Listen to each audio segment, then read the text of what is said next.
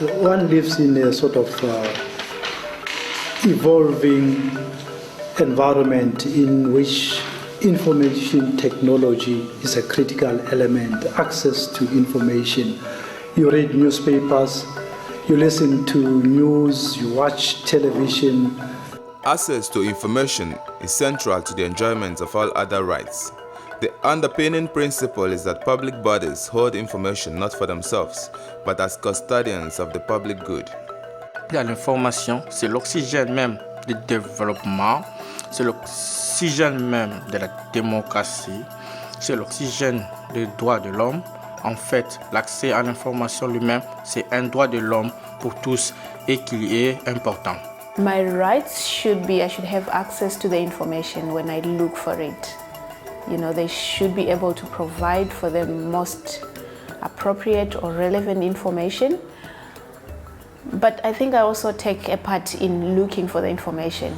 The year 2013 is special as the African Union celebrates the Golden Jubilee of the founding of the African Union and its predecessor, the Organization of African Unity.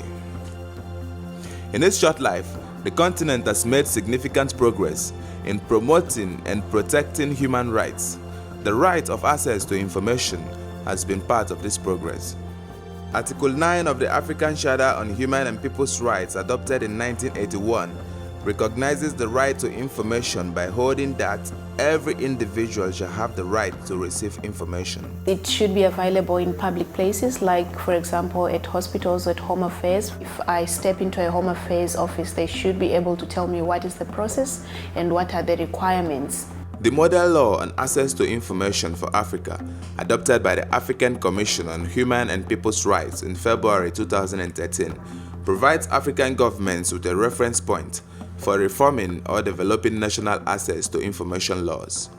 In South Africa, the Access to Information Law empowered citizens to effectively participate in government decision-making. When the government tried to forcibly remove us, it was in 2002, June, rap ends just came into the area, obviously with police backup. The community had to resist. The councillor, on the one hand, is giving a figure that so many people from Temeke has benefited. We don't agree with the number that he's mentioning.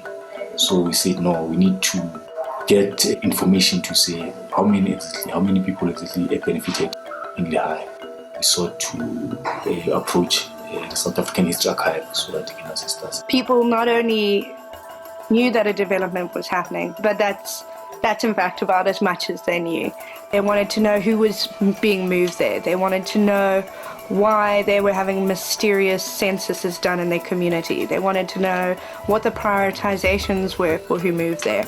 The conditions in that community weren't great. There were a number of service delivery issues that they had, and yet a development was happening over the road and they didn't know whether this would benefit them or not benefit them.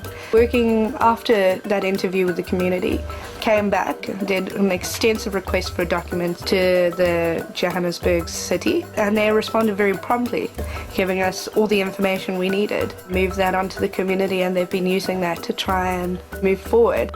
Reliable information enables citizens to access public services. Through proactive publication of funds sent to schools, Government of Uganda helped to reduce leakage of funds by 80%. It's important to know information from that school because our students expect them to go there. We need to know if the resources is not stolen. The Open Government Partnership, a global multilateral initiative to promote transparency, citizens' participation, fight corruption and harness new technologies, provides greater opportunities for Africa's transformation. Africa may have made commendable strides in developing frameworks to guarantee access to information. Advocacy around the right is growing on the continent, thanks to the active involvement of civil society organizations as Africa Freedom of Information Center and members, and the collaboration of the African Union and its respective organs. The challenge ahead for all stakeholders is to give freedom of information its rightful place as the vehicle for Africans to enjoy their fundamental human rights.